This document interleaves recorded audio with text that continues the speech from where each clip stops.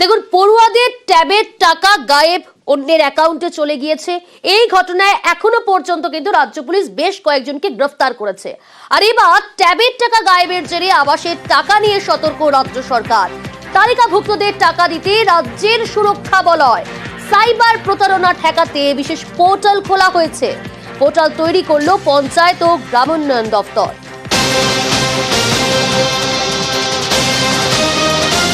প্রতিনিধি সোমরাজ রয়েছে, আরো ডিটেইলস জানবো সোমরাজের কাছ থেকে। সোমরাজ, রাজ্য সরকারের তরফ থেকে যে পোর্টাল তৈরি করা হয়েছে, এই পোর্টালে কি কি সুবিধা পাওয়া যাবে এবং কি পদক্ষেপ নিল এই সাইবার প্রতারণা ঠেকাতে রাজ্য?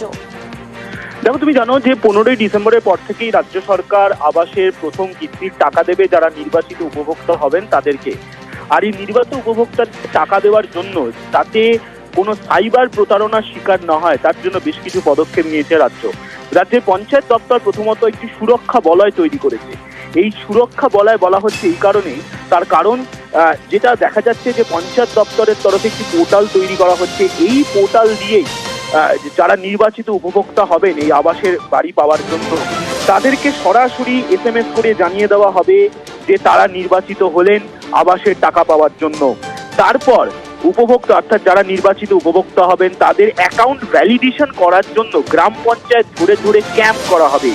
যে SOP পাঠানো হয়েছে বিভিন্ন জেলায় জেলায়, সেখানে বলা হয়েছে যে ক্যাম্প করা হবে বিভিন্ন জেলায় জেলায় গ্রাম পঞ্চায়েত ধরে ধরে, যা কার্যত নজিরবিহীন। তার কারণ এই প্রথম কোনো সরকারি প্রকল্পের অধীনে টাকা দেওয়ার জন্য গ্রাম পঞ্চায়েত ধরে ধরে ক্যাম্প করা হচ্ছে শুধুমাত্র অ্যাকাউন্ট ভ্যালিডেশন করতে।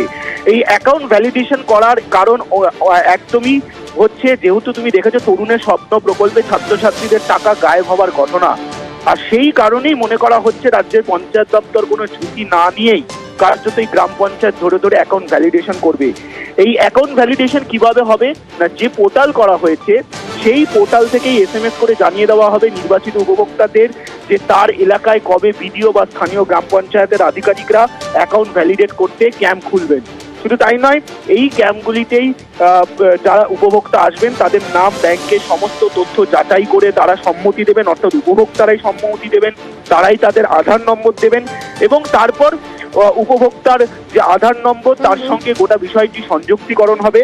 আর উপভোক্তার আধারের সঙ্গে অর্থাৎ আধার সংযুক্তিকরণের জন্য যে মোবাইল নম্বর তারা দিয়ে রেখেছিলেন সেই মোবাইলে যে পোর্টাল তৈরি করা হয়েছে পঞ্চায়েত দপ্তরের তরফে, সেই পঞ্চায়েত দপ্তরের তরফে OTP পাঠানো হবে। আর এই OTP পাঠানোর মধ্য দিয়ে গোটা সংযুক্তিকরণ প্রক্রিয়া হবে, অর্থাৎ যাতে সাইবার প্রতারণার শিকার না হয় এই আবাসের টাকা পাঠানোর প্রক্রিয়াতে। তার জন্যই একাধিক পদক্ষেপ নিয়েছে রাজ্যের পঞ্চায়েত দপ্তর এবং ইতিমধ্যেই এই SOP পাঠিয়ে দেওয়া হয়েছে জেলাগুলিকে। এই SOP অনুযায়ী জেলাগুলি বিভিন্ন ব্লকে ব্লকে বা গ্রাম পঞ্চায়েত ধরে ধরে গোটা প্রক্রিয়াটি পরিচালনা করবে এবং তার জন্য এই বিশেষ পোর্টাল এবং এই পোর্টাল থেকে নানান সুবিধা পাবে রাজ্যবাসী।